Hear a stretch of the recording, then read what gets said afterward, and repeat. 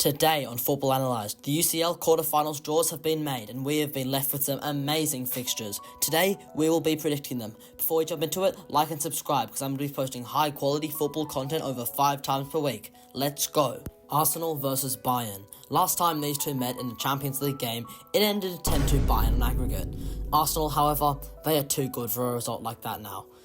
One of the most interesting points to me about this game is the fact that Arsenal are in the absolute thick of an insanely enticing Premier League title race. It sounds absurd, but would they be willing to start a worse team to save stars for the Prem? It's a decision that Arteta will have to make. Bayern aren't going to win the Bundesliga this year unless they pull off something astonishing. This will mean that they will be giving everything during this tie. Bayern, they have lacked stability this season.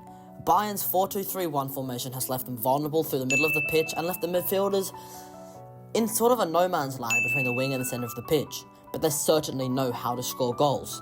Arsenal will counter this with their calm, patient build-up followed by lethal finishing and dominance from set pieces. I think Arsenal will win the first leg 2-0, followed by a 2-0 for Bayern at the Allianz, then Bayern will win in extra time, leaving the tie 3-2 Bayern.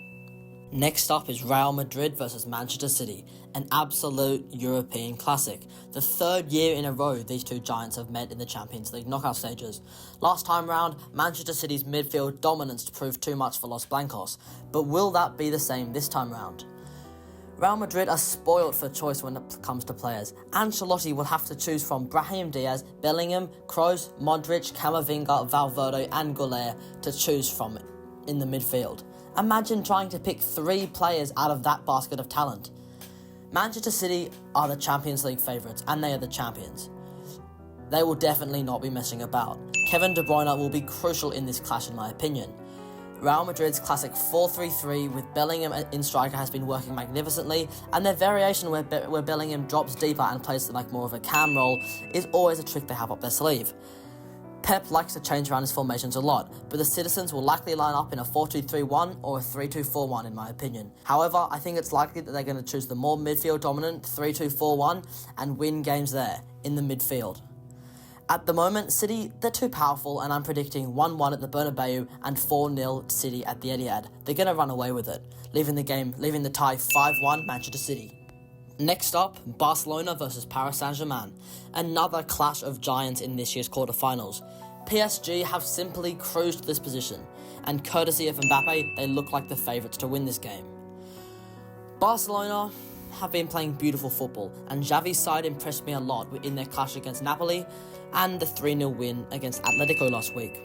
PSG, in my opinion, will choose to line up in their classic 4-3-3 and look to supply Mbappe with steady opportunities to run at the Barcelona attackers and work his magic. Mbappe is going to be so crucial in this tie.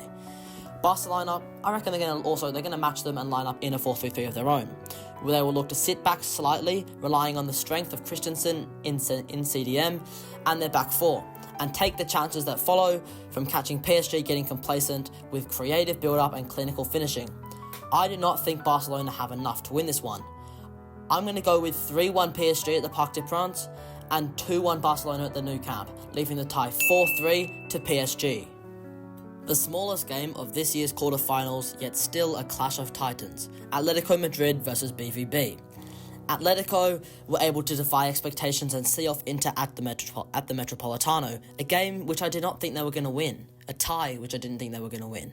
It is proving to be a very hard place for teams to travel. Borussia Dortmund were collected enough to take their chances and see off PSV at the Signal Iduna Park. Atletico Madrid will likely play in their classic, disciplined 3-4-3 and will be extremely hard to break down through the midfield. Dortmund will, in my opinion, line up in a classic 4-3-3 in an attempt to hold Atleti's midfield dominance, something which I do not think they will be able to do, and Madrid will win 2-0 at the Metropolitano, and in the second leg, it will end in a 1-1 draw, leaving the tie at 3-1 Atletico. What do you think the results for the Champions League quarterfinals are going to be? Let me know in the comments down below. Make sure you like and subscribe to Football Analysed because I'm posting high quality football content over 5 times per week. I'll see you guys in the next one.